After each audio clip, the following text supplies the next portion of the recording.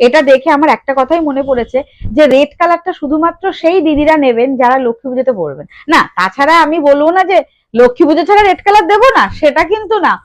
দুর্গাপুজো থেকে শুরু করে, কালী পুজো থেকে শুরু করে সবসময় পড়তে পারবেন। যাদের আপকামিং এর মধ্যে বাড়িতে কোনো পুজো আছে, গণেশ পুজো আছে, অবশ্যই করে নিয়ে নিন। এই হচ্ছে রেড কালারটা। অনেক কথা বলে নিয়েছি, অনেক ডায়লগ হয়ে গেছে, এবার ঝটপট করে শাড়ি দেখানো স্টার্ট করছি।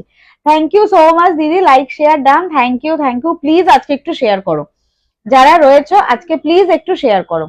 দিদি কি বলছো, হ্যাঁ না? এ বাবা, দাও দাও দাও দেখি যদি ও খুলে তোমাকে পরে দিতে পারি। দাঁড়া,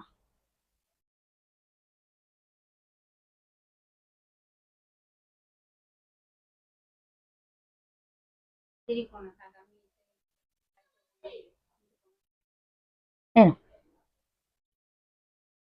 একদম টুকটুকে লাল, এনো। হ্যাঁ, এবার পরিষ্কার হচ্ছে, একদম টুকটুকে লাল। এই হচ্ছে শাড়িটা, রেড কালার। আমি যেটা পরে আছি হোয়াইটটাও সেম টু সেম এইরকম। জাস্ট শাড়িটা দেখতে বলবো, একটু ধরে ধরে শাড়িটা দেখাতে বলবো। এই হচ্ছে শাড়িটা কোয়ালিটি, এই হচ্ছে কোয়ালিটিটা, এই হচ্ছে কোয়ালিটিটা, দেখতে পাচ্ছেন? একদম ঘিচা তসরের সেমি, প্রাইসটা একদম রিজনেবল। এই হচ্ছে ফুল অল ওভার মিডিলের ডিজাইনটা। এটা কিন্তু উইদাউট রেড, দুদিকে বর্ডার। এই থাকছে শাড়িটা।